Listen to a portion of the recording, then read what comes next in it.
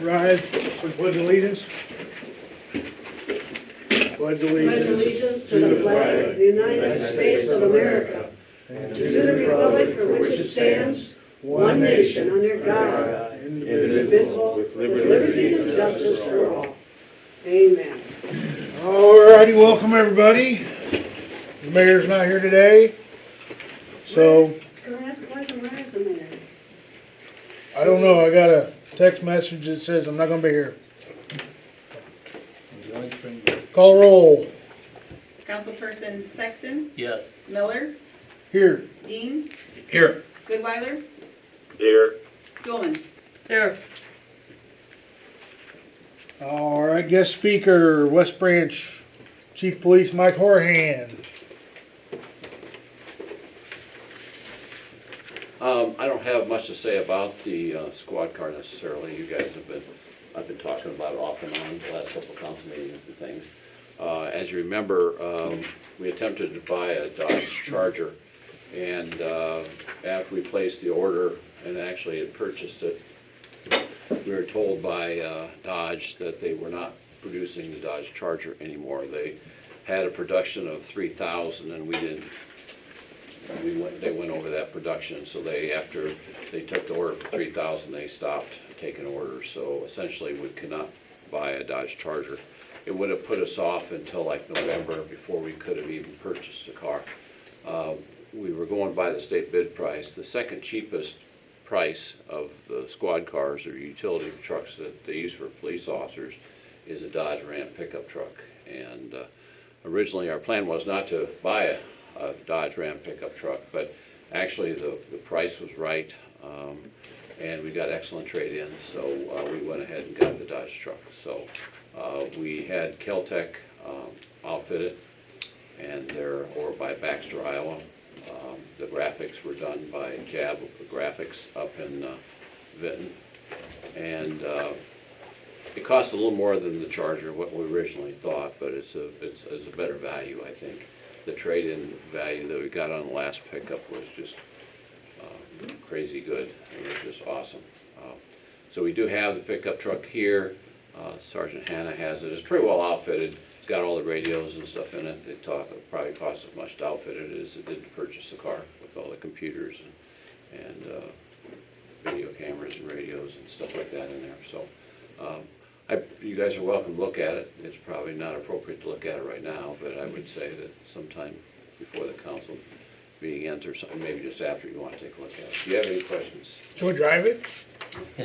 Sergeant Hannah doesn't let me drive it. No, I guess the lawyer says no. He takes it. And that's one thing. He's very meticulous working on cars and picking up cars, and he helped organize outfitting the car, and we're very, very pleased on how it turned out. Does not look as intimidating as the last pickup truck you had. Well, and that was part of it too. It was a black pickup, and it did come across as a little intimidating. Yeah. And we went with this color scheme, gray. It's pretty unique to our department. A lot of departments just have white or something like that. We like gray, and it's kind of a neutral color. It's still not a brighter color where it's more noticeable, and it's also a color that'll get us better resale value on the car. And so I think a lot of times if you have any other color than white on a squad car, it usually adds about $1,000 or $2,000 onto the trade-in price. So, any other questions at all? All right, thank you very much. Thanks, Mike. Public comment. I don't have any sheets, but this is the time if you want to say anything, you can come to the podium. Come on up. You get 3 minutes. Thanks to our local law enforcement, I have 3 minutes to say this. The word's advocate.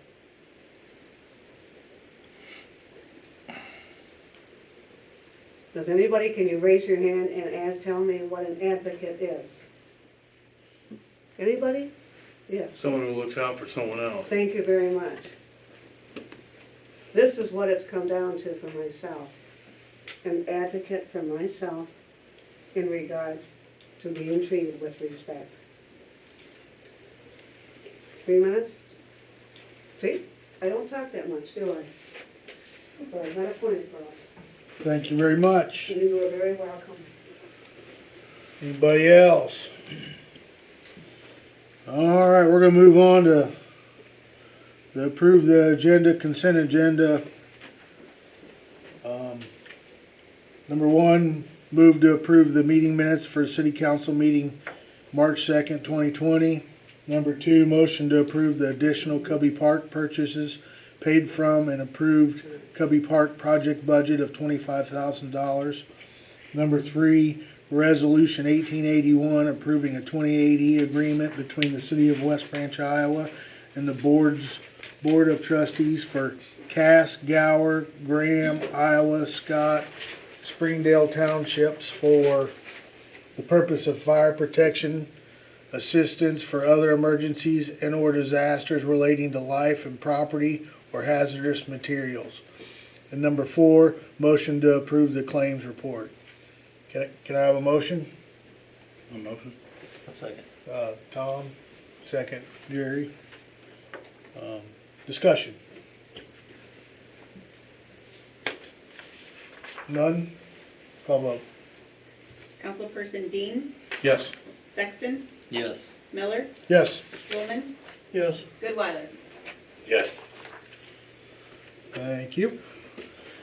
Number G, public hearing, non-consent agenda. Discussion item. The Animal Control Commission would like to recommend a proposal to trap, neuter, and release cats as part of a pilot project within the city limits. We don't have, so this is discussion, so we don't have to have a motion. I don't understand this release cats. I mean, are we gonna go out and trap cats and then release them? Sounds like that's what's gonna Sounds like we're happen. gonna trap them. Maybe we ought to have Dr. Byer come up and kind of explain what they're trying to do. Al, you wanna come up? Stand at the podium Cat-free and town? give your name and your address. Alan Byer, Chairman of the Animal Control Commission.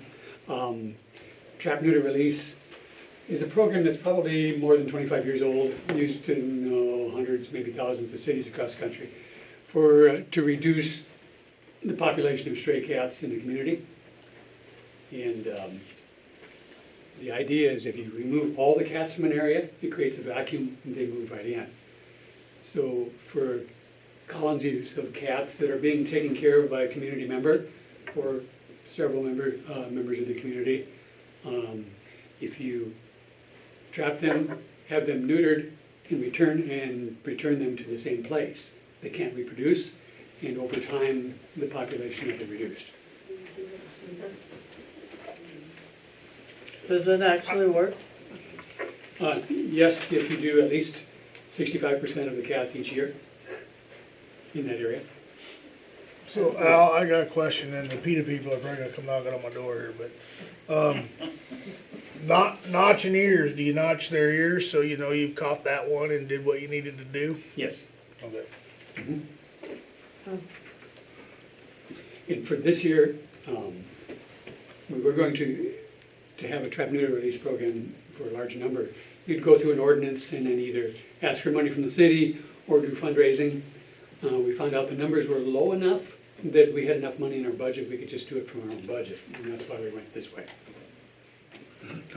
I have, just for my own education, how many stray cats do we have in town? Can you give us a guesstimate? They identified about a half a dozen cats in a colony. Certainly there's more stray cats, and I don't know that number. I had a 13 cat November out in Really? West Branch Village a couple years ago. In 1 month? 1 month. I trapped them and relocated them. Relocated? I relocated them. I have one question for Dr. Byer. How do we differentiate between a stray cat and somebody's cat? Yeah, good question.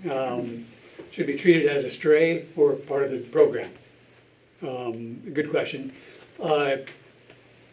A cat that would qualify for this program would be one that is being taken care of by an individual or individuals, fed regularly, whereas a stray cat would be one they found loose and finding food wherever. Good.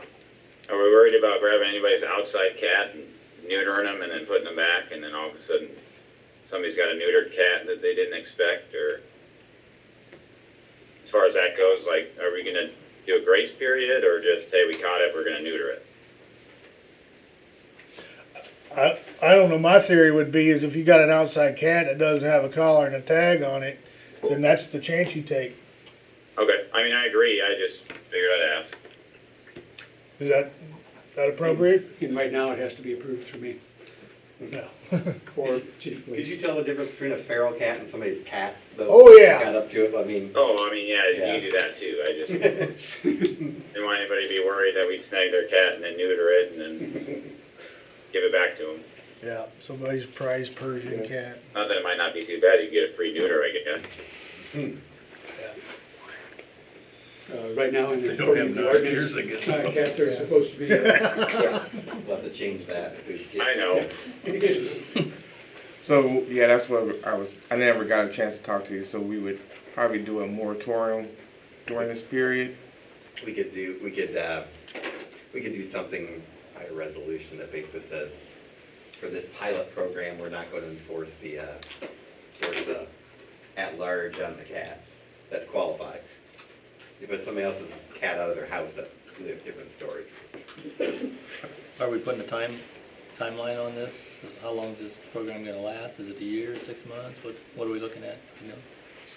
I think Looking for direction from us, is that what we're looking for?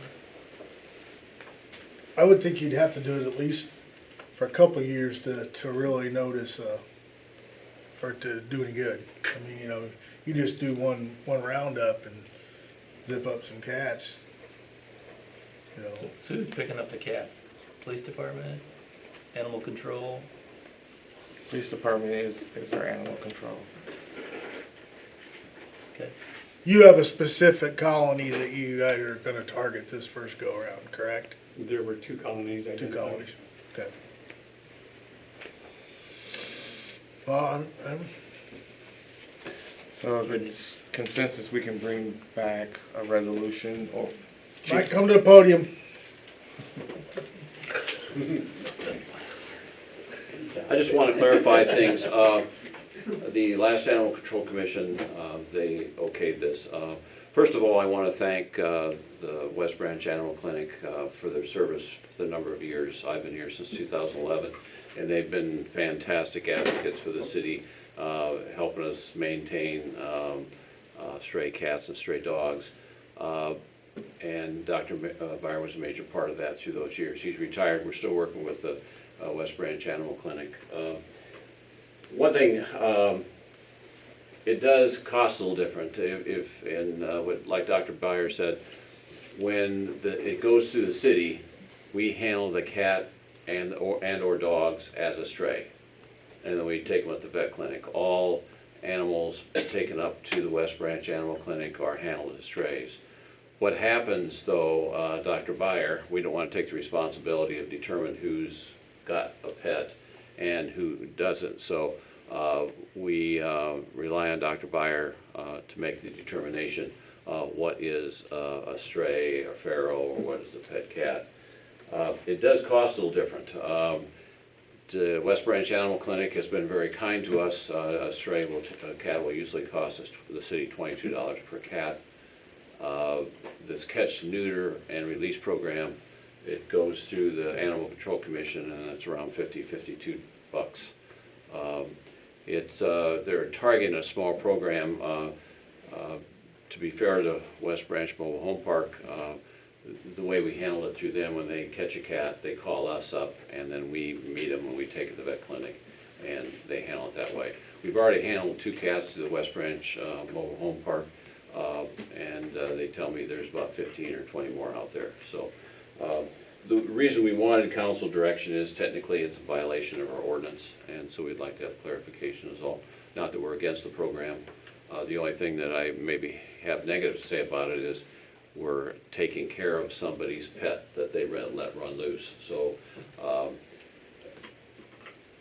also saying that, occasionally we'll get reports of cats bothering birds and clamoring bird feeders and this, that, and the other thing, and so, that's what stray cats do.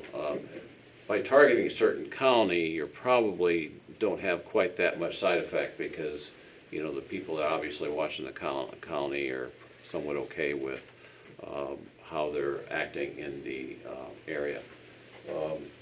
But I just wanted to pass that on to you, that we're not against the program, but, we need your input because it is in violation of our ordinance. It's improper to if somebody's technically feeding a cat, technically it's their cat, And so that's about all I had to say about that. Thank you.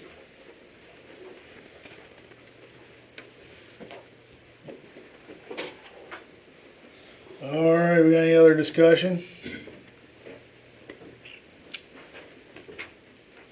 All righty. Thank you, Mike. Thank you, Al. So we'll bring back that in the form of a resolution. Yes. Okay.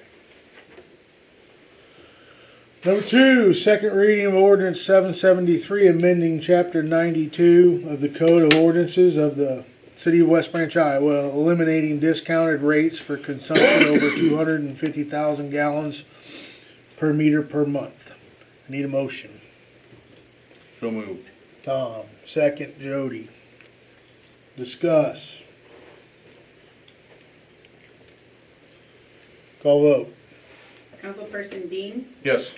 Stulman, Yes. Sexton, Yes. Goodweiler, Yes. Miller. Yes. Number 3, first reading of ordinance 775, adding chapter 78 of the Code of Ordinances of the City of West Branch, Iowa, entitled Golf Carts. I need a motion. So moved. Tom, second. Jerry. Discuss. I thought this was covered under the state law. Do we have to have an ordinance also? We have an ordinance. To answer Councilman Stulman's question, there is a state law and it covers golf carts. And golf carts, we've adapted in the past we've adapted the code for golf carts. The licensed driver, SMV, the flag, and that kind of stuff, and not traveling on major roads. We had another citizen that brought up that we should maybe do more or be more specific. And so that's the reason for this ordinance. I forgot we also added the insurance. Insurance, Right, the number of state drivers or number of riders for seats. Yeah. One Yeah. thing we added, I think it made it in this version, we really didn't want golf carts on Main Street too much, or on Downey or on Parkside. There was some concern that the people on the east side of town wouldn't be able to get over to the west part of town to the golf course because other than be on Main Street. See, in other words, there's not a direct shot all the way across. So in other words, if they came across Orange, or if they came across College, for instance, they would have to go up. They hit a dead end, they'd have to go up. So we made us clarification in the code where they can go to the nearest block on Main Street or down near Parkside to get to the street that they can access a straight shot to the mobile home park. We thought insurance was a very valuable part in there. A lot of cities have that insurance policy in their program. The staff, not just me, but the staff didn't want to be saddled with responsibility for inspections and things like that. We thought that the enforcement should be taken as we are driving around. The thought was that we're not inspecting cars that drive in town, why should we inspect golf carts? So those are pretty much the major changes that we made in that ordinance. It clarifies what we consider major streets, clarify how people get across town, clarifies that they have to have insurance. So there was really nothing wrong with the Iowa code. I would have been happy just to leave it alone, I guess, but this does enhance that code section. So are we gonna do any education class, we're gonna have any type of education for golf cart drivers up and down the road so we can What I've tried to do in the past, and that's a good point, and that's one thing we really try to accomplish. I'd much rather correct the problem by education rather than enforcement. Typically, what I've done in the past is I have an ad in the newspaper that appears once or twice. Usually, the library has a cable network they oversee, and we usually have a slide that we put on there. Hopefully, with this discussion here, it'll get into news and get out more in the public. And so, another good option might be put it out to the school and have the school disseminate that. And so I think education is very important, and we will do that. Would the two of you guys be opposed to making a pamphlet that kind of says all this, and you have a little display somewhere I'll have something at the that golf goes for it. course where they, because that would be where the bulk of the golf carts would be. Yeah, I'll have this displayed so it's, In the past, Pretty much I've visible given when they him come in. copies of our ordinance, or actually at that time, the state ordinance that kind of explains it, because there's a lot of questions. Sure. And Councilman Sexton has really been great promoting golf cart safety, and so I really thank him for that. Any other discussion? I like it. yeah, no. Call vote? Councilperson Dean, Yes. Sexton, Yes, Goodweiler, Yes. Miller, Yes. Stulman. Yes. All right. Number 4, Resolution 1880, adopted in the City of West Branch, Iowa's sewer fee adjustment guidelines, establishing a policy for determination of abatement of water fees. I need a motion. Jody. Second. Jerry. Discuss.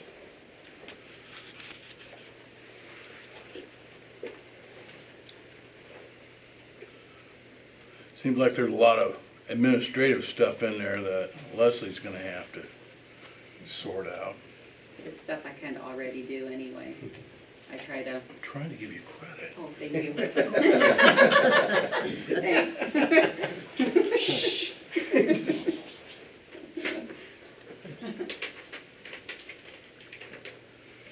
Sounds like she's okay with it. I guess, yeah. Just trying to save you a few extra steps. Sure.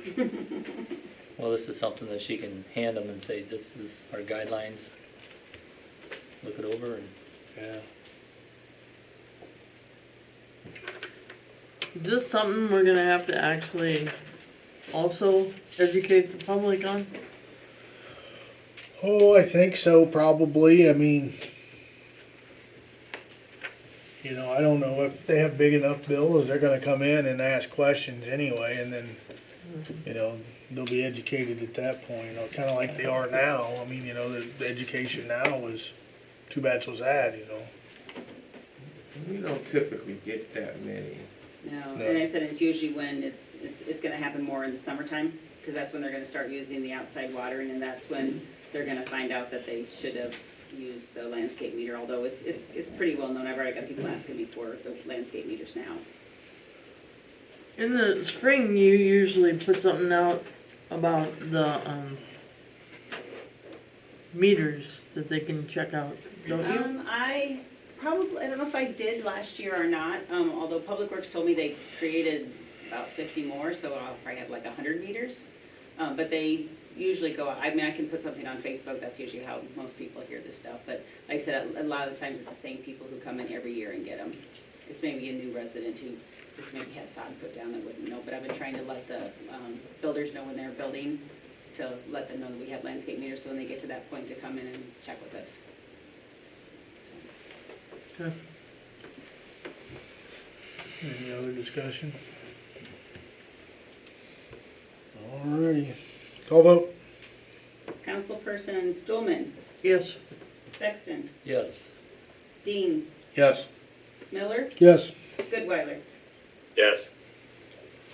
Alright, number 5, Resolution 1882, amending Resolution 1724, an agreement with Barnhart Custom Services for site preparation to include additional invoicing of $39,298.88 for related services. Need a motion. Tom, second Jody. Discussion. I think the site looks great. I do too. I didn't even recognize it. I just like to commend Barnhart's for the hard work and job that they've done. Yeah, I think this was a job that nobody knew what was in there, and from over time, talking with a lot of the old timers, there was, I think, a lot of stuff that was, you know, might be something here, and then I think Bruce and his guys pretty much found most everything that was probably hidden. Maybe some stuff that people didn't even know was there. So, according to this, Redmond, Mm-hmm. after we pay the $39,298.88, we'll still have a remaining balance in that fund of $61,037.37. Approximately, yes. And then we're gonna, at the end of we'll start getting some money back, potentially amount recovered. Yeah, so I guess Okay. let me talk a sec about that. So Yeah. there were a grant, we got a $50,000 grant, and that grant was based in two major areas. One was demolishing, well, it was called deconstruction. So there was above surface surface deconstruction, and there was also below surface deconstruction. A lot of the concrete being pulled up was foundations of those, but also the driveways and all the operational aspects of that subconstraint counts for that. So mostly this invoice is going to address that, so we'll be able to potentially move forward with that portion of the reimbursement since it's important to kind of get our money. The last piece is probably the most complicated piece, which is the removal of the material which we pulled up out of the ground from the site. That's going to be the concrete, and from their standpoint, they just want to make sure it doesn't go to a landfill. So anything that we divert for any other uses is going to be calculated and counted for the other remaining $25,000. So to do that, we want to make sure that it's acceptable to the state, that the material that is taken off that site meets their qualifications and verifications on being credited for up to that remaining $25,000. I think we have 8,000 tons on there, so I believe we're going to hit our $25,000 threshold before all that rock is off the site. But it's a issue of logistics on how exactly that measurement happens, and it's got to happen in a way that it still makes economical sense for whoever's removing and going to potentially reuse that rock. So we're in the process of kind of figuring out what's going to be acceptable to the state. There's been some back and forth. At the same time, Bruce needs to be moving forward with it, and I think it's going to be easier for us to continue to work through Bruce, because the state wants to they don't want to have contracts all over the place when we do the final report. So it's easier for us just to keep on amending the contract that we have with Bruce. So there's likely going to be another amendment to the contract with the rock crushing portion. But that piece is where we're going to get $25,000 from the grant, and potentially, if not meet our costs, with actually getting the grant, getting the rock crushed, and then maybe there's even some more potential to gain some of our money back on that aspect. So maybe before it's all said and done with the grant and with the sale of rock or crushed rock or whatever that final product is, maybe we wind up coming close to even. Good. So, Okay. go ahead. No, go ahead. Real quick, are we in a position to talk about what you brought up with the concrete pile? With the possibility of what we were talking about the other day. Yeah. So since I know it's probably involving a little portion of negotiation, and so we probably don't want to negotiate that with Bruce in public meeting. Okay. What I would ask if council would say direct the administrator to enter into those negotiations with Bruce Barnhart, and then once we hammer out those details, we'll come back to council. Well, I thought it was kind of a time-sensitive deal, though. Well, we can move forward and not slow him up, Okay. kind of like what we've been doing, give it a direction, and then as soon as the deal's hammered out, what can come, it's not gonna come before we get invoiced, so we won't pay an invoice until that is Good. approved by council. So, And I did ask Bruce to make any comments. Well, I would just say, you know, I wanna see this go through, you guys recoup as much money as you can. The crucial thing is for whether Redmond has the authority or consensus that I can tell the guy that's gonna crush it to put it on his schedule, cause he's willing to make us first out of the gate. All American Concrete was supposed to be, but they graciously said we could crush this first because, you know, of a few things going around town, it is time sensitive. So negotiating the follow-up portion is not as time sensitive as just saying, go ahead, get him lined up.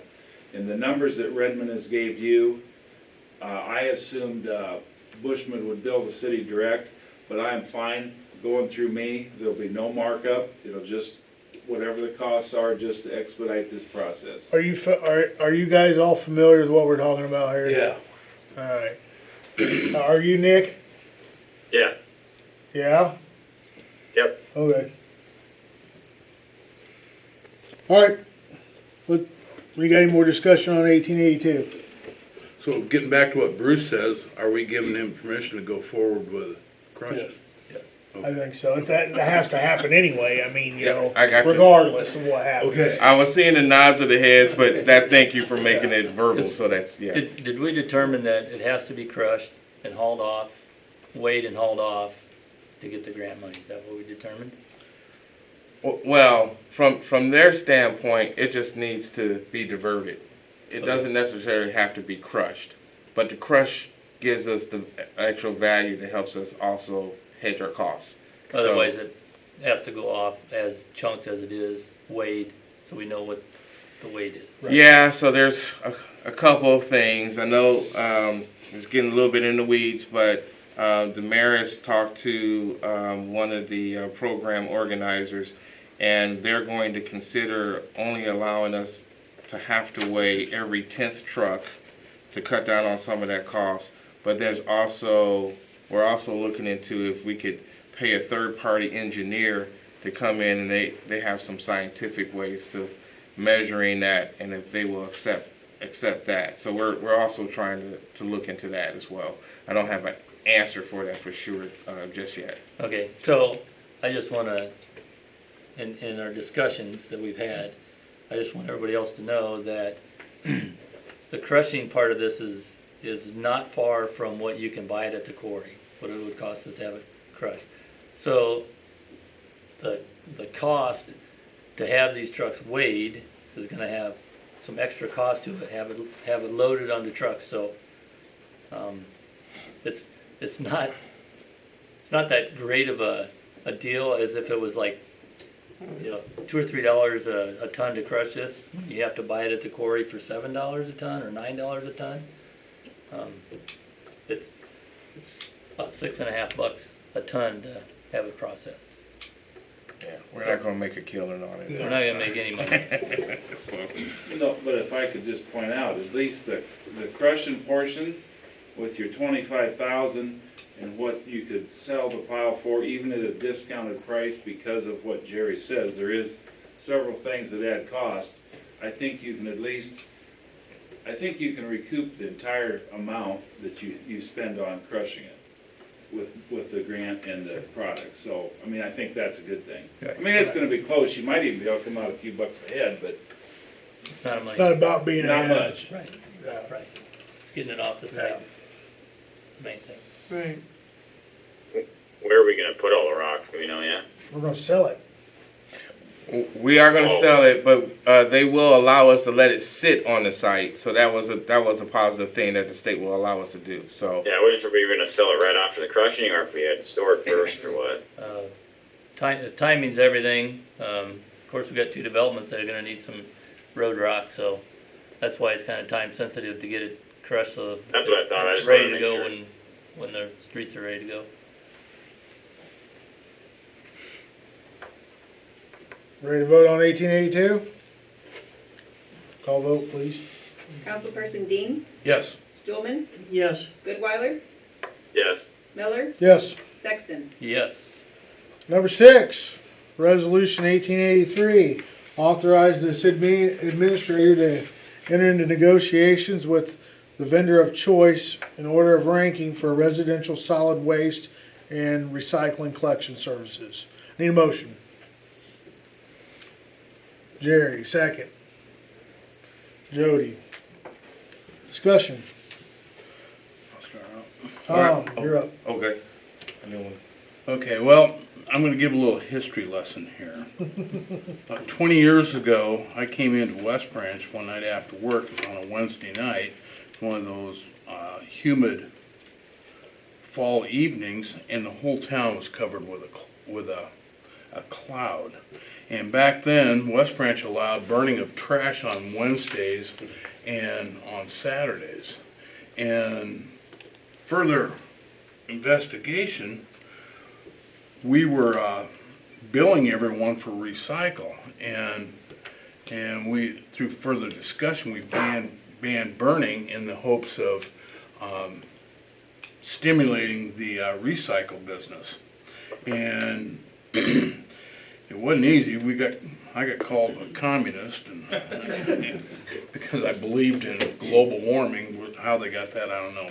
But anyway, the plus side of that was that we went to pay for what you use, and I had people come up to me and said, "Well, you know what? I've really started recycling, and I'm really amazed at how much trash I don't produce that they pick up on Saturday or Friday." And I saw that as a benefit that if you use trash and you recycle, you lower the trash and you don't have to pay that much. It seems that we're going the wrong way with this a monthly billing, and there's 2 things that I see that's going to affect. You have the elderly that don't produce a lot of trash. They're now going to be paying for solid waste removal and recycle. And you have businesses like Jerry, who has a dumpster, who would never use. So you have people over here and you have people over here, and then you have the people in the middle. And what I would like to see if it's all possible is that if we could, I would use the monthly billing because it's just convenient, but have an opt-in. So if Cedars Edge doesn't want to opt in on this, they don't have to pay this mandatory fee. And then to cover the elderly is if they have like 1 month, once a month they fill something up, they buy a sticker and wheel their thing out there and it's picked up and off it goes. That's just my 2 cents worth on this. I understand the convenience of these big dumpsters. It's not that labor intensive. They have the machine that picks it up instead of, it saves a truck hauling 2 people instead of 1 person can do that job. I understand that, but I just don't like the fact that we're now going to mandatory bill everyone in the town for a service they may or may not use. Well, I don't have to raise my hand anymore. You're in charge. So I have a question. Do you have to pay for garbage now through the city? We bill you for garbage now? The $4.75 for the recycling. But you don't have to pay for garbage because you just don't buy tags, right? Well, currently we do. We put our garbage out, but right now, we're in the middle of, construction, so we really we don't have a dumpster over the winter, but through the summer months we do, and we will continue after. No, but you don't use the bag trash service. You don't put your bag out on the corner. My resident, I do. Your My- resident, you My do. business, we don't, no. Right, because to me, you shouldn't be able to use residential service for your commercial business. But I understood that if you pull a water bill, you're gonna get billed. I don't think you're not gonna pay a residential garbage for the residential garbage service if you're a commercial business. I mean, you're just not. Leslie? That's right. We do not bill businesses for trash. Businesses have to have their own dumpster or their own private contracts. This is just residential only. Well, what if you own a business? Stay with me on this.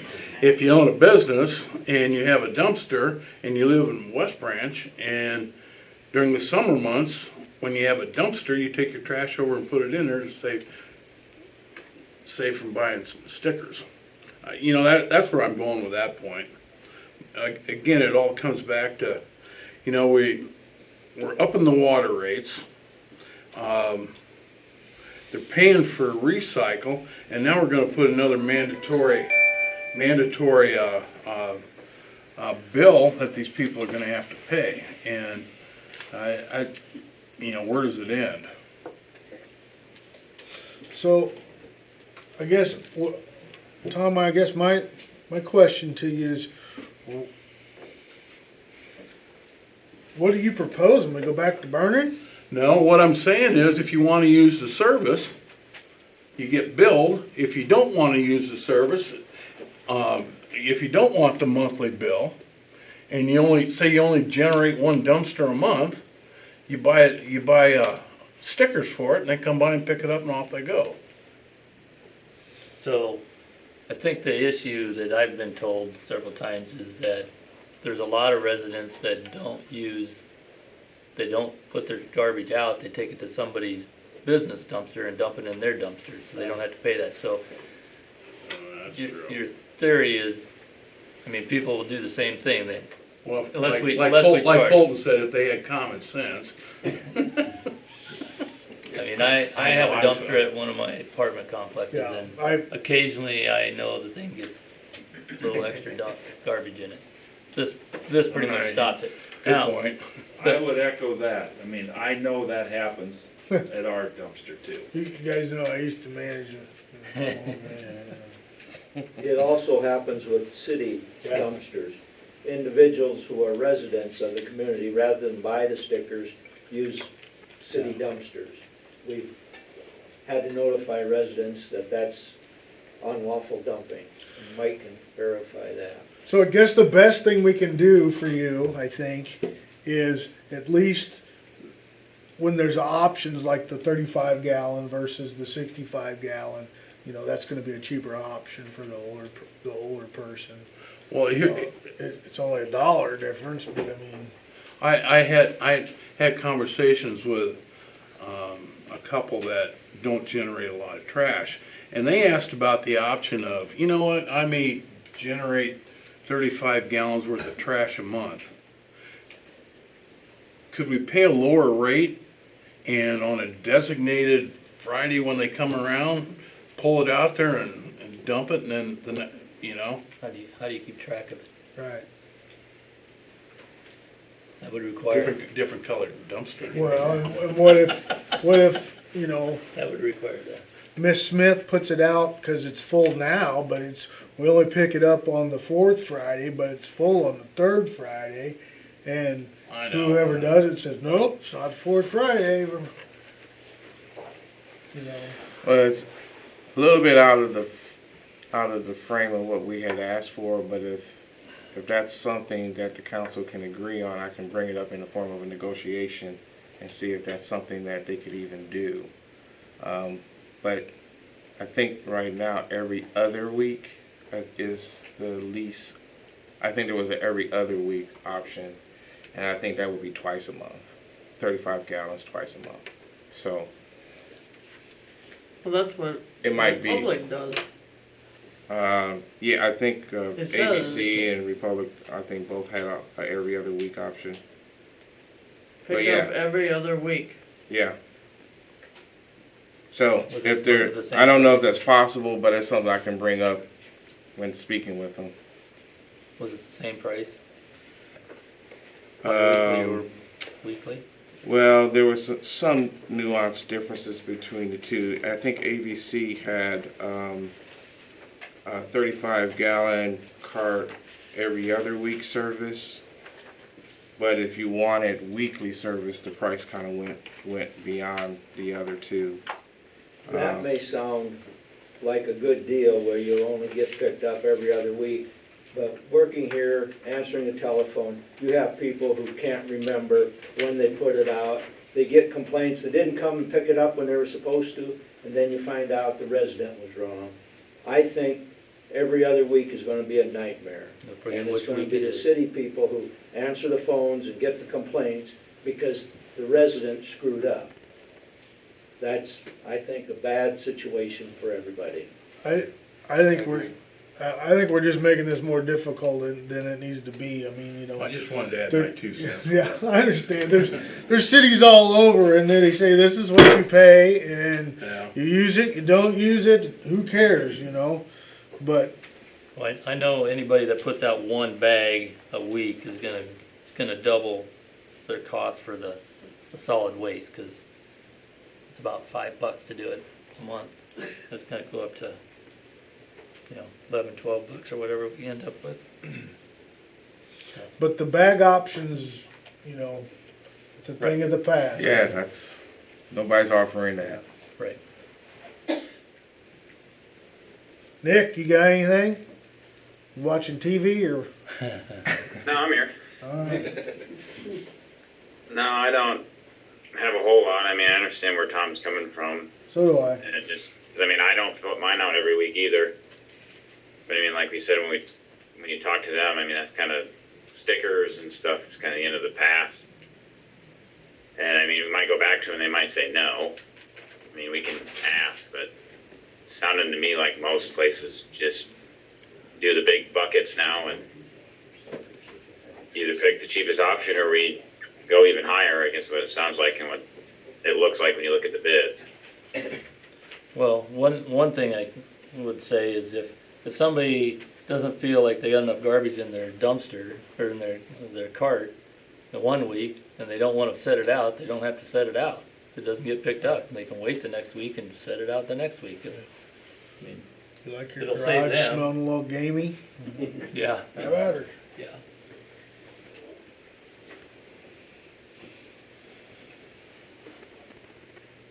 So what's this ranking?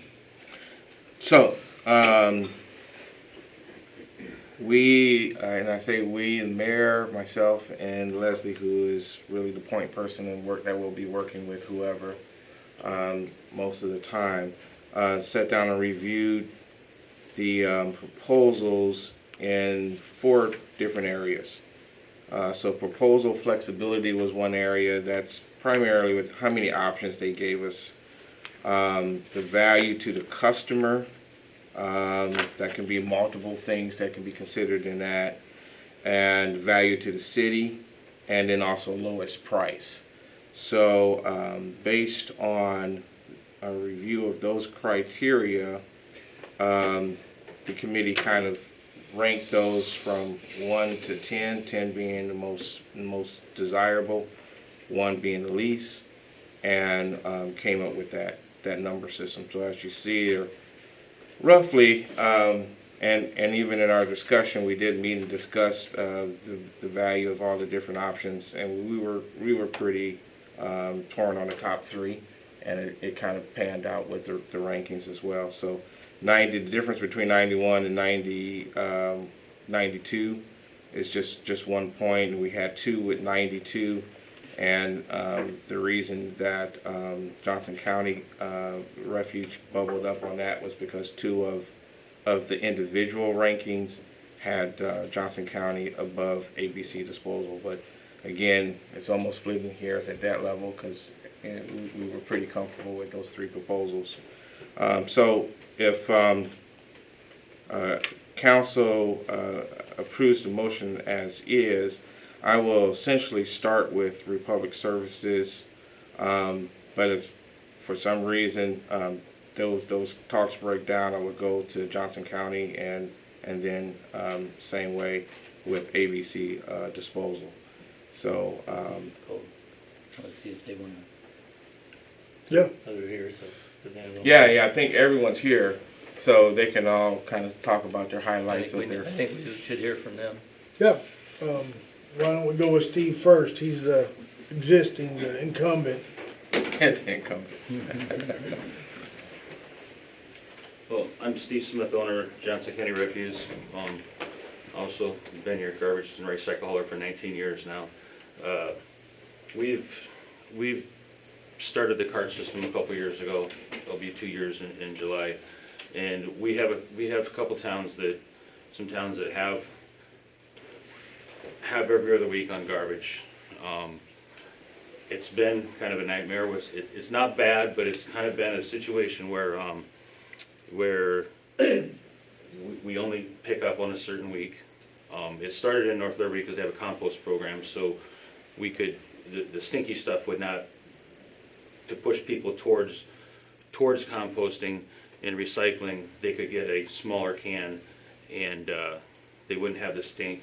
The problem we've had with that a little bit is that we have some issues where people that took the cheap route, and they're always setting their cart out on the wrong day. It's always full. We get a lot of that where it's out the wrong day. So that's kind of why I didn't think you guys wanted that, and so I didn't bid that option on the bid sheets. We've also had issues with, I kind of like the every week stuff on the recycling. If you go with every other week recycling, you could go 4 weeks. If somebody missed for whatever reason, you're gonna go almost 4 weeks before you have pickup. So I kind of like the idea of a 65 and a 95, so that if somebody doesn't fill their cart, they don't have to put it out.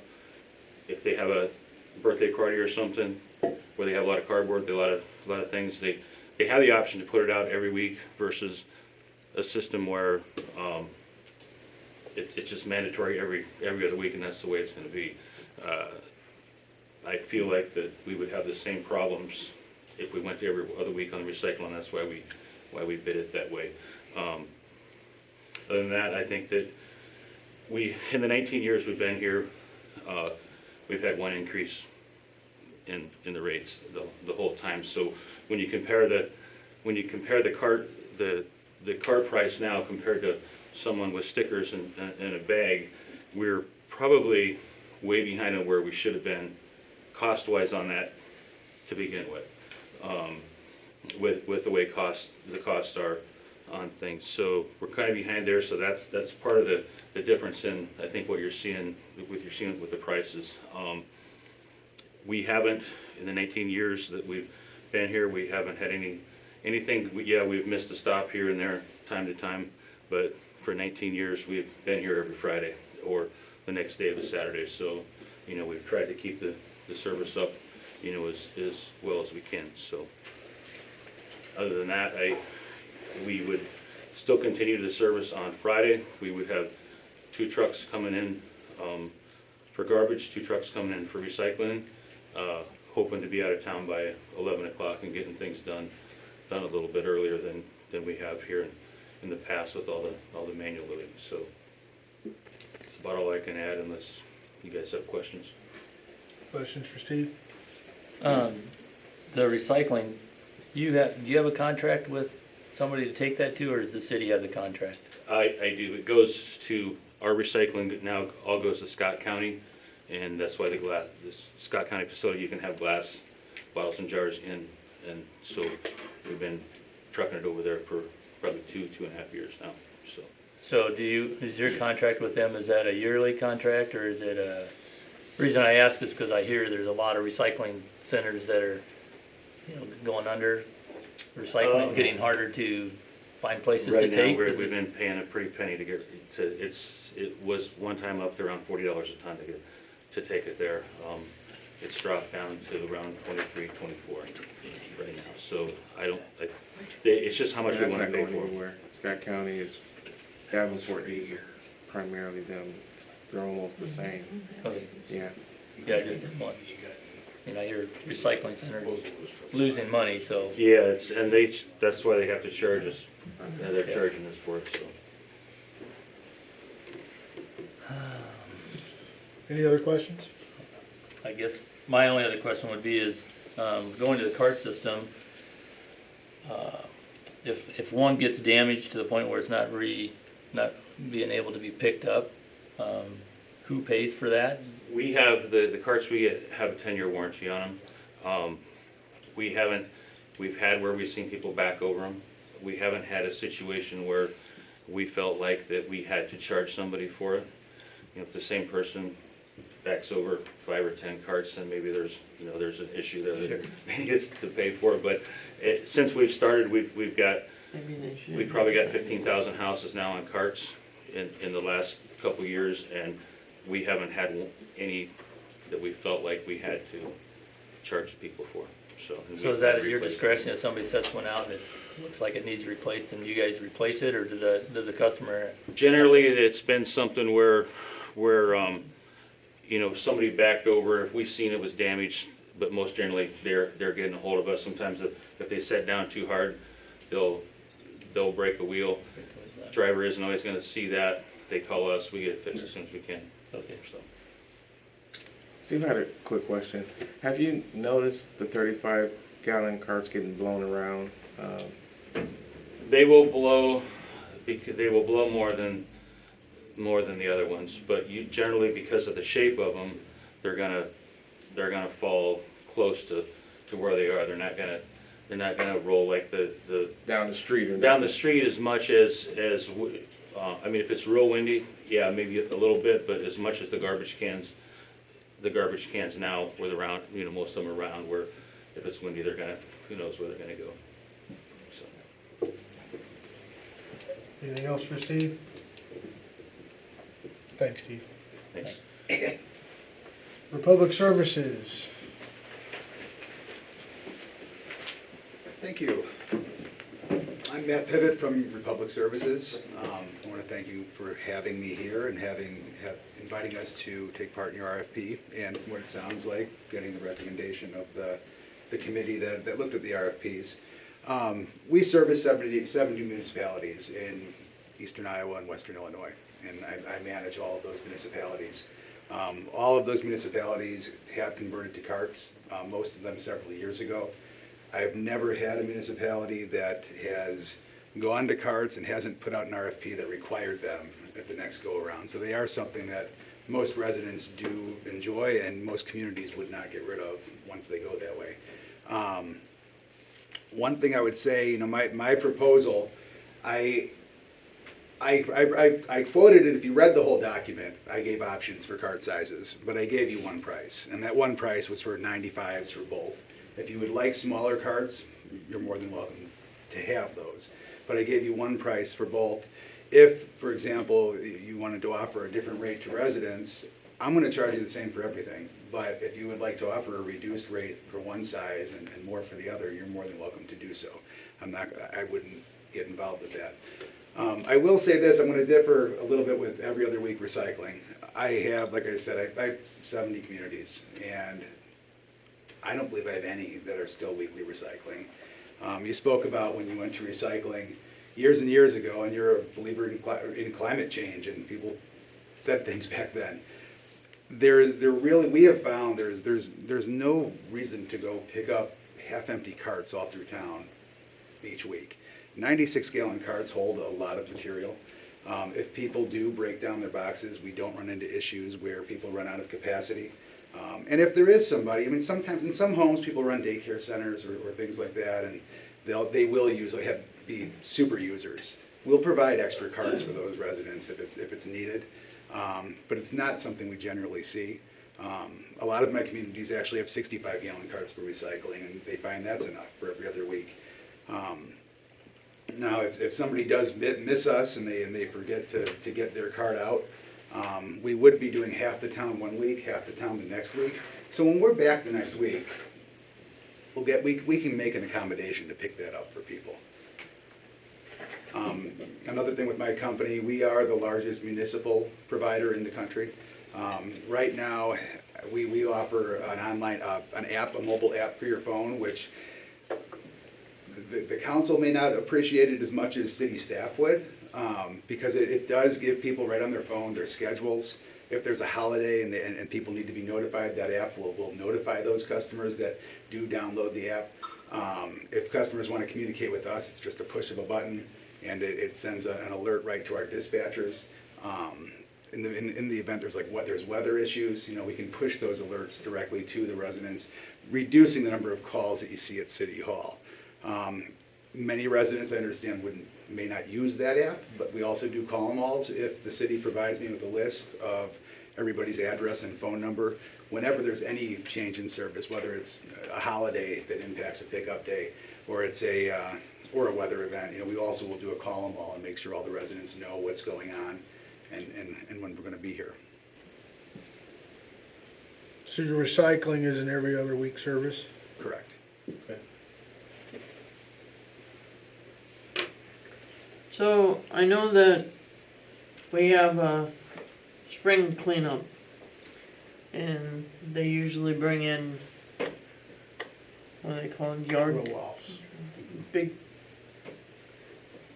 with 70% of my cities, we do the same thing. Sometimes we do a curbside pickup, which I think I gave you an option for that, like with an hourly rate where you just go through the town up and down every street and pick up everything.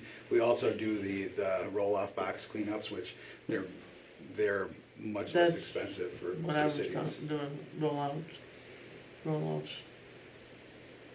Oh, Is yes, that where you just set them in a location, the residents come in and dump and throw their stuff in, and then you come back and pick them up, or does somebody actually man it? we can do it either way. It really depends on the city and how you want it done. So the city would probably have, Some- somebody'd have to man it, because there'd be so much stuff in there that shouldn't be in the dumpster. Some cities do those at like a public works building or somewhere where it's fenced, and then they will man it for a couple hours in the morning, and we will come in. Let's say the cleanup goes from 7 to noon. We'll be there at 12:30 to get them out of there for you. Other times you lock up the gates and they stay there till Monday. It all depends on what the city. We're here to do whatever the city wants. And I know you didn't ask, but on the recycling. Right now, we do own City Carton Recycling in Cedar Rapids. Your material here, though, also would be going to Scott County, though, here as well, which, I know there's concerns. What you mentioned earlier, I spend the bulk of my time going to cities and explaining what's happening with recycling. And what you're saying is correct. I mean, there is a lot of pressure on recycling centers all over the country to move material and operate to stay in business. And the costs of recycling have gone up. I mean, the disposal costs are, they're approaching what landfill costs can be in some areas.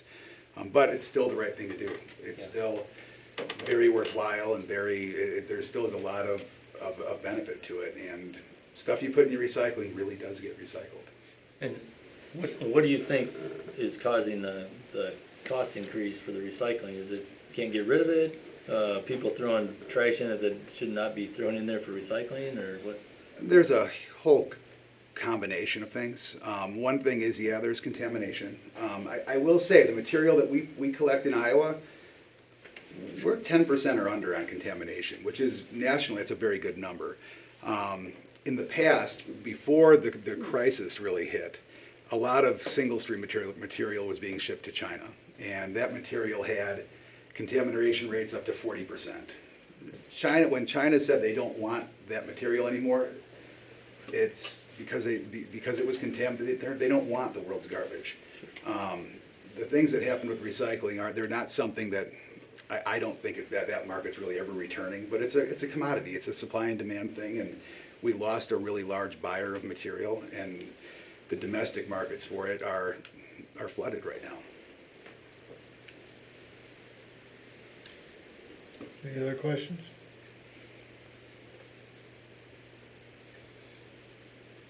All righty, thank you. Thank you.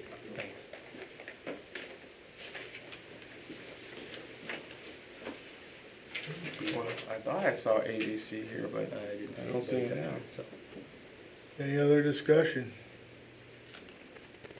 well, I kind of threw some numbers together. That's a sheet, that other sheet that I gave you guys. It kind of gives a little perspective. Redmond, if you want one here. Just kind of took the top, at least these two, I thought were the top two, and kind of compared them, so we kind of get a, on a page comparison of what each one costs, and then a 5-year cost, and then kind of how it's broke down on if you get a 35 gallon or a 65 gallon or 95 gallon. Just mainly because Johnson County wanted a 5-year or an 8-year. I'm assuming on the Republic, do you guys, are you an annual?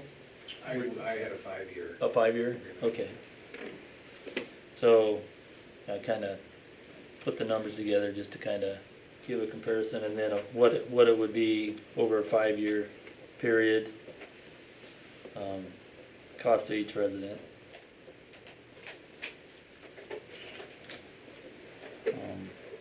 And I guess I should just say the committee didn't spend a lot of time looking at the 8-year, because we asked for a 5-year, Sure. primarily because the council's direction was Yeah. to potentially look And at options at I 5 think, years. I think the dollar difference per month is,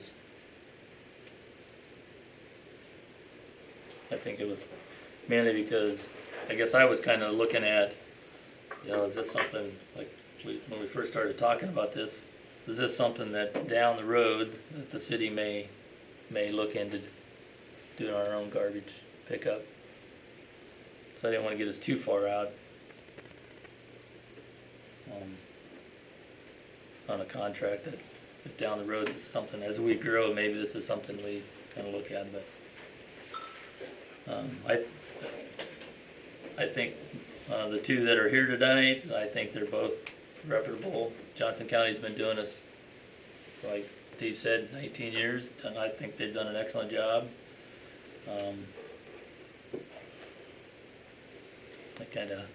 They're pretty close. They're pretty close to the same price. When you get up to the larger garbage cans, that's kind of where the difference really is, but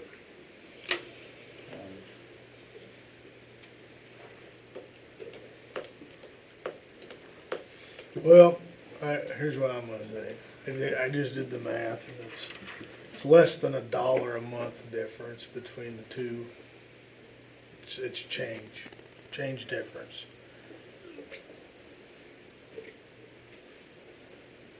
I guess I'm gonna be the first one to say it. We got guys been doing our garbage for 19 years. Are we gonna kick them to the curb for 30 cents a month?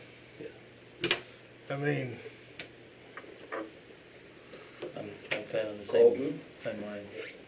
I'd like to say that I've worked with Steve for a long time, and he is one of the best vendors I've done business with. I think that means a lot. Also, they pick up the city's dumpsters at no charge.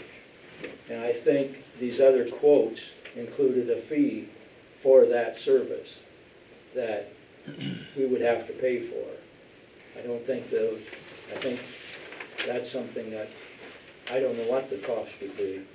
and it's not necessarily apples to apples anyway, because Johnson County Refuge offers a weekly recycling where the person that wants to recycle every week is either going to have to push out multiple carts or not be able to do it.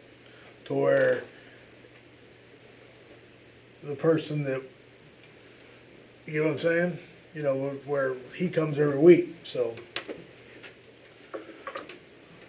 All I have to say is I was on the council when Johnson County Refuge came in, and Republic, from what I've read, is an excellent service. Yeah. I believe in loyalty.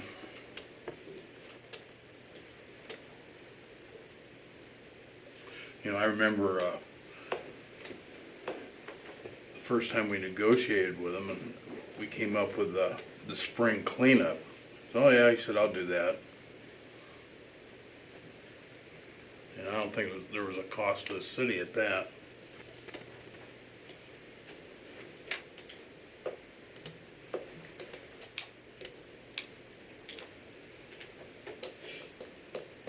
So this is just a resolution for you to go negotiate with any of these companies, right? Chris? So then, you're gonna come back after talking to them and we'll set a. The goal would be to have a contract for you for consideration at the next meeting. Or, yeah, that would be April 6th. So I'm gonna vote no, and because I'm not accepting the order of ranking. I disagree with the order of ranking. So you're gonna offer us another order, because we don't wanna just fill it and spend another cycle, because we do have time frames. I would, yeah, it's not gonna happen tonight, but yeah. Okay.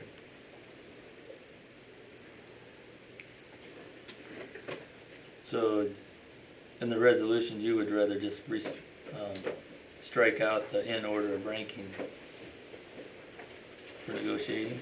Or change the ranking. Or change the ranking.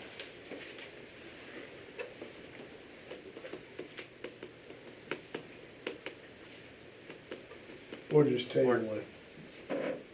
Or, yeah, table the whole thing and no negotiation, we're pretty much, I can bring it back to. I think there's a lot of things that Leslie has to do. So even though it's not until July 1st, there's so many things that has to be done before then.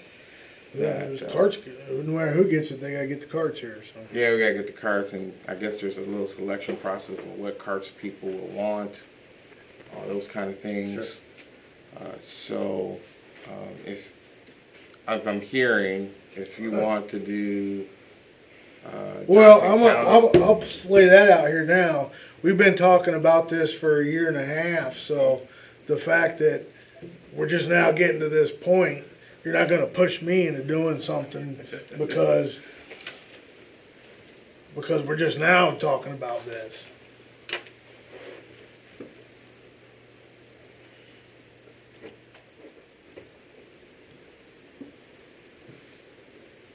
I do have one quick question. Just because it's a service I've used, I don't know if maybe either one of them can talk about it. I mean, we had Johnson before. I know I've used it several times with larger items. I've called them up and said, hey, I have a old dishwasher or an old water heater or something like that. And at that point, I didn't have a vehicle to move it. And they'd be like, oh yeah, slap 15 stickers on it, put it on the curb, and we'll pick it up. I mean, is there a discussion of keeping that available? Because I know there's several people in town that don't have vehicles to take it to the spring cleanup or vehicles to take those to the dump. Like I said, I've used it probably 4 or 5 times since I've had a house in town. yeah, I think the I don't know bulky if that's waste something that can is what they are. Bulky waste is what they call it, and they both have options for bulky waste. be, okay. I just wanted to make sure that was touched on. I looked at all 4 of them. It was just a lot to take in, so I just wanted to bring it up. Make sure that's still an option. I think I spent about 4 hours on it Sunday.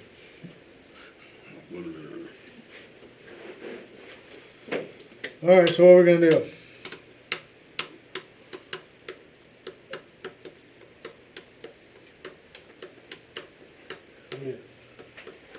I didn't make the motion. I'm just telling you right now, I'm voting no. So if you vote, so I guess what do you, I'm not understanding what you're asking. If we're gonna vote no on this or table it, then you want him to bring back, what do you want him to bring back? Well, I think maybe we should have been involved in the ranking process. Oh. I mean, Well, you guys are voters. Ultimately, that was one of the reasons. So the mayor participated because he doesn't have a vote, and then we have 2 staff. So I don't know if you really want to have, that's a little bit more of like a little bit of a conflict if you. Okay, well, I'm not gonna kick a guy that's been doing our garbage for 19 years to the curb over, you know, 30, 40 cents a month in a ranking. I'm not gonna do it. And I mean, with 92, 91, 91, I don't think there's a problem with saying, hey, I want you to talk to Johnson County first, talk to Republic second, talk to ABC third. I mean, that virtually it's only 1 point from all of these vendors. So obviously we looked at it and thought they were all quality bids. If there's some council preference, it's well within your right to kind of give me that direction. I'm just saying I like to try and wrap that up and have it for you so that Leslie can do her work, and they're all good quality contractors. We don't think we could really go wrong with any one of them. I'm just one vote, and I didn't make the motion, so. All right. Well, what would be the ramifications if we voted no on this resolution? If we had a unanimous no?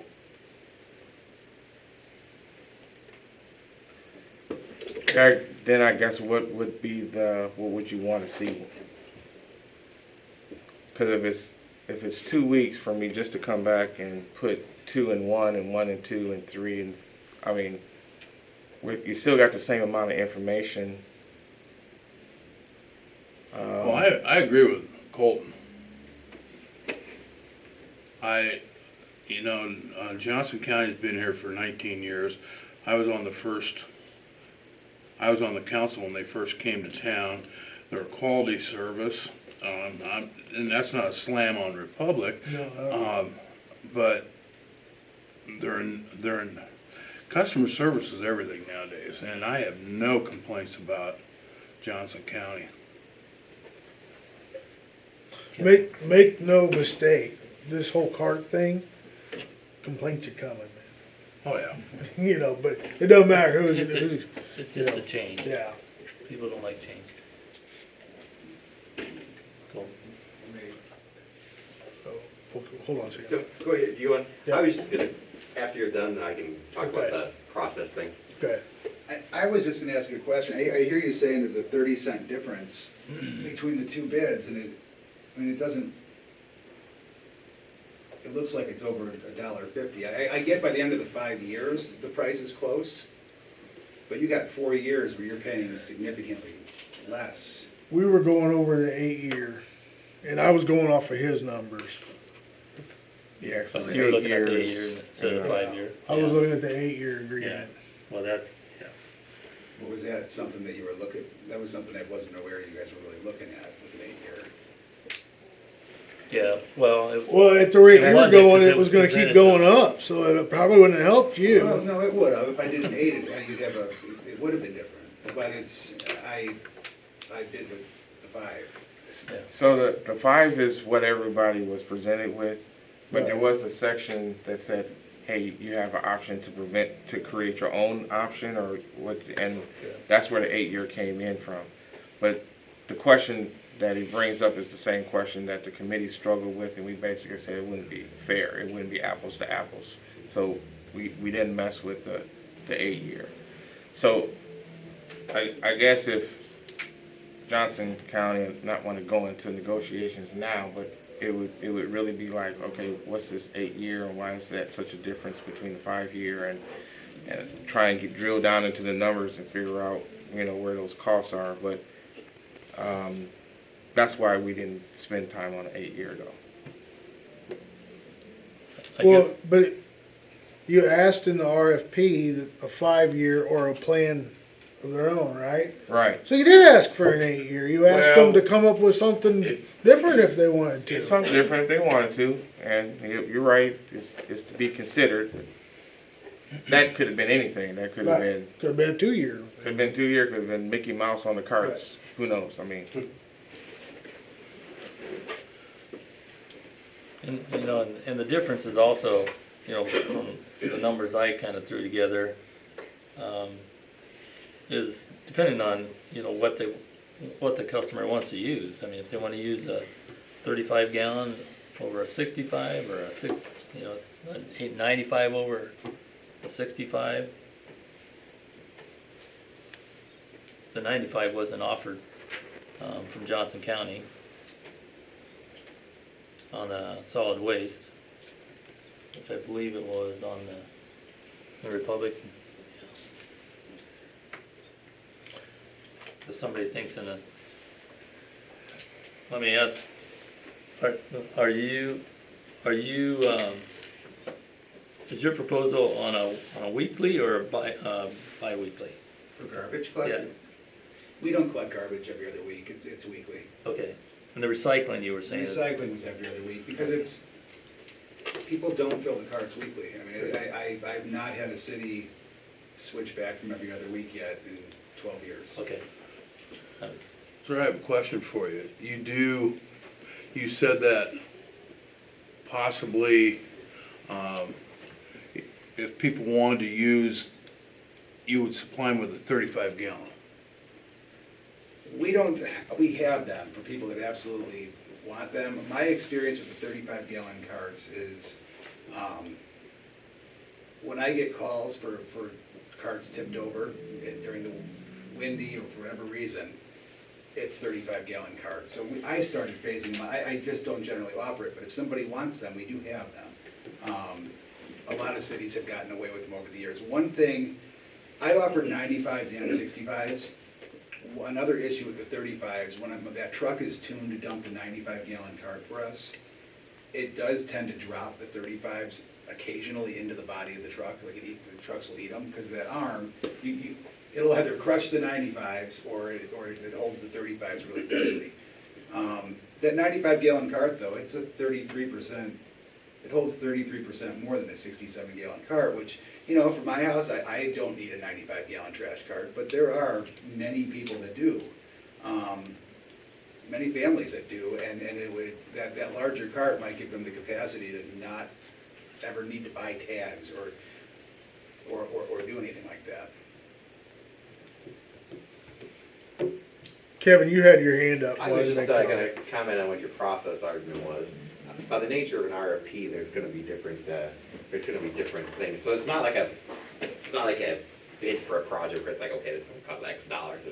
So the council, and what Redmond said there, you know, you have 3 people within one point there. So if the council wants to do something, the other thing you could do, you could table it, you could go with how it's written now, or you could amend it to switch the order. That's like the 3 things you could do if you wanted to do. I'm just giving you options. I'm not suggesting you do one thing or the other. But that way, if you wanted to switch and keep going, or if you wanted to table it, or if you want to go, it's either, you don't have to, if you wanted to switch the order, you could do that tonight by amending it. Or you could negotiate with both of them and just come back with what you got. If they would allow you to do that. That's just options I see at this point. I mean, you've got those people that are that close together. It's not a, Yeah, like, so if you would table, we like, if you would like some further information, like, I like to see your 8-year number versus that 8-year number, or I like That to would see. be the only thing I would ask. Yeah, is you gotta have some kind Give of, him, something I can work with to bring it back to you, if it's that important that you wanna table. What if we brought it back in 2 weeks, with the council being here, and we vote on which one we want you to negotiate with? That you recommend.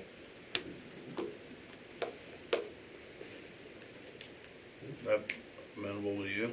Sounds good to me. we just ask that you table this, and then we'll just bring it back to the next step. Okay. Bring it back to the next meeting. That's the easiest way to do it, and then. So I can call you I'll call you individually, cause you're not supposed to. I mean, You're not supposed to count this on your own. You can give us your, what you think you want to do. I mean, we're not gonna be discussing it amongst ourselves, not in a meeting. So but give us an indication of what you're looking for, or if you do your own, Do your own ranking and then, Yeah. Just yeah, give us- we've done that before, you can then give it to me. And it's So if that's just a the way you matter- wanna go, I suggest you just table it and we'll come back next meeting. Let's table it. Who was the motion? I have a quick question before we table it. Yes, I mean, Nick. 95 is a selling point. I mean, I know Johnson's in there. Do they offer that, or is that just they don't have the trucks for it, or? 95 gallon. I know they have recycling, so they probably have the trucks for it. On the garbage, when we started this, one of the things we wanted to make sure with the towns we started doing the carts with is that was real important is that everybody kept the recycling going. And the fear that I had back then in some of the towns we started with was when we give them that big of a cart, we're gonna lose our recycling. Because they're gonna have the big one, they're gonna have room for it, and they're just not gonna, and that's why we haven't offered it. We do offer, had in the quote, a sticker for someone that has a party that has extra garbage for a bag, as well as those stickers for the bulky waste like we've always had. But that's the reason why we haven't offered 95. It's not that we can't, I don't know that it's, that it's necessary, I guess. I guess that would be up to you guys to decide. We have a couple people that have daycares in their home in towns, and they have two 65s. That kind of takes care of that particular category. So do they pay extra for that 65? They pay, what they pay for is they have the recycle fee they pay, and then they pay 2 garbage fees. We got 1 or 2 in each one of the towns we do, so. Does that answer your question, Nick? Yep. Thank you. Yep.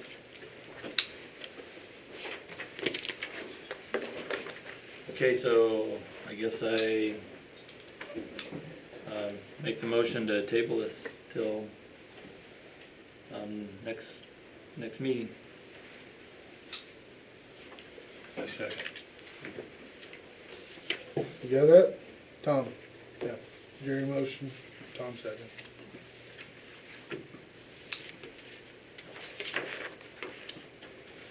More discussion? Call the vote. Sexton, Yes. Dean, Yes. Miller, Yes. Stulman, Yes. Goodweiler. Yes. Alrighty, thank you. On to reports. City admin report.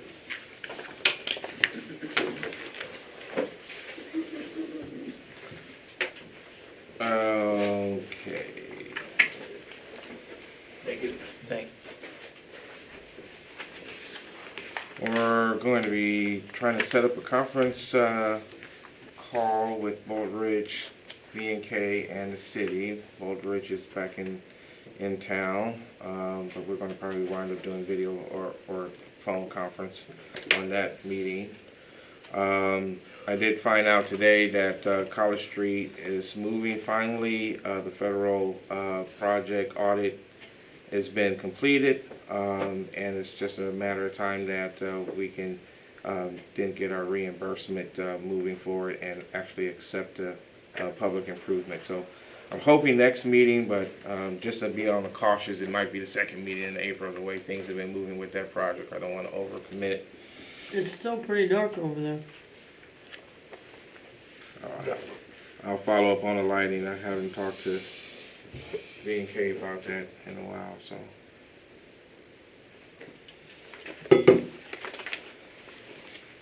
Still a reminder for folks who hadn't got their pictures taken to. I'm putting it on my things to do list. It's closed now though, so how are we gonna get in there? So, and just follow up on the code enforcement. So all the letters have went out. I know that there's already generated some interest out there on the letters, but a courtesy letter. We have identified properties on both sides of town, and those letters have went out. Again, they're courtesy letters reminding folks that we're going to be starting the enforcement in spring, and this is the opportunity to identify, to correct some issues that we've already have identified that could be potential issues once we start enforcing the code. We also had our article in the newspaper, published on our website. So all of the early things that we talked about, letting the public know, get them geared up, we kind of done. So that's going to be moving in more robust enforcement in spring. Obviously, we've been spending a lot of time talking about coronavirus like everyone else. We had a meeting of community leaders involving the school district, National Park Service, a number of city folks, and we have engaged our public health officer, Dr. Novak. So we vote him in every year. We never had to use him. Now we're actually using him. So that was an interesting phone call when I called him and said, "Hey, you're activating." He was like, "What? What is this?" I said, "You remember this little dotted line sign you signed?" So, oh, okay. So, but he's been actually really valuable to helping, and we had a really good meeting. So I provided the meeting briefing notes on that. Since that meeting, we've had some developments. Governor, as you probably are already aware, has recommended closing schools for 4 weeks, and that was kind of our linchpin when we talked that would trigger a number of other things. So there's a list there of city responses. The city libraries will be closed. And that's also echoed with the Hoover Library and Museum. That's also closed. The city has also done a number of things. So there's a list there. I don't really want to go through all those, but any questions with that, we'll try and answer. There's been also a number of trainings that have been canceled or postponed. So there was one with council effectiveness. I didn't probably get it to you last time because I think the printer wasn't agreeing with me or something, but it's been postponed anyway. So I think that's it. All right, Attorney? Just off on Redmond, Dave Schecklinger and I are meeting with Mr. Kobe, or the Kobe, more than one Kobe tomorrow to hopefully wrap up the other issue you had with the easement and the extra drainage we put in there for him. So that's one of the things that we're working on for that. That's it. All righty. Staff, any more staff?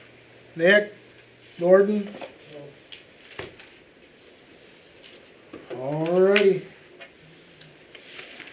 Mayor, council comments. Anybody got anything? Things have been awfully quiet in regards to the flooding mitigation. But has anything gone forward with that? Has anyone talked to the powers to be that would influence the? Well, I think when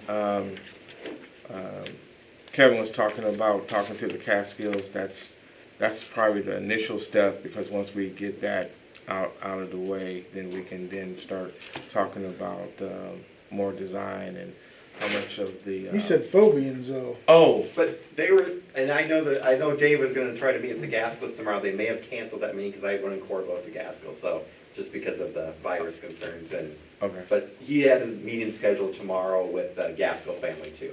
So they're amenable to meeting? Yes, Dave's taking the lead on that, and I have an issue with them in a different city, so Dave's taking the lead on this one, so I don't, okay, get him crossed up or.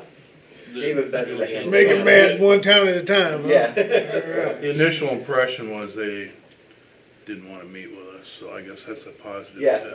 Dave has a pretty good working relationship with them, Yeah. so I don't know if it's still on for tomorrow, but like I said, they are willing to meet with Dave, so. And it's not the first meeting, so No. I think he is rounding, trying to get them all, because I think he met with certain individuals, but. And it was the whole family back, that's why we were having a meeting in the other city, because the whole family was back to meet too. Okay. So does that answer your question? Yes. Okay. Anything else? My only other question was, where we at on the parks alcohol deal? So was due to come on this cycle, but we had a couple things with the garbage, and there was still some things that we wanted to hammer out with the language that legal's working through. So we're going to set up a meeting with Melissa, the chief, and myself and Kevin to work out the language a little bit more, and then we'll bring that back. So we hope to bring that back in August. I had proposed some language like we talked last time, but we gotta work through it, because, you shut one door and you open another one, so we're trying to, so Melissa was gone, so we are gonna meet next week when she gets back on that.